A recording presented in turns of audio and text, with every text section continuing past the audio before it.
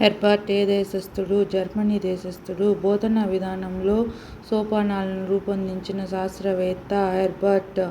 పాఠ్య ప్రణాళికను గురించి చెప్పినది హెర్బర్ట్. పాఠ్య ప్రణాళికను రూపొందించడానికి హెర్బర్ట్ సూచించిన బోధనా సోపానాలు ఏ శిక్షణా సంస్థల్లో ఉపయోగించడం జరుగుతున్నది? ఉపాధ్యాయ. జాన్ డ్యూయీ ఏ దేశస్థుడు? అమెరికా. జాన్ డ్యూయీ రూపొందించిన వాదము వ్యవహారిక సత్తావాదము. జాన్ డ్యూయీ స్థాపించిన పాఠశాల ప్రయోగ పాఠశాల. ఇతని ప్రకారం అభ్యసనమనేది భావాలను చర్యల రూపంలో తర్జుమా చేసే ఒక చైతన్యవంతమైన ప్రక్రియ. హెర్బర్ట్ ఇతర పాఠశాలలను చిన్న మోతాదు సమాజంగా తీర్చిదిద్దాలన్నాడు. జాన్ డ్యూయీ నిర్దిష్ట నాడీశక్తుల సిద్ధాంతాన్ని ప్రతిపాదించినది జోహాన్స్ ముల్లర్.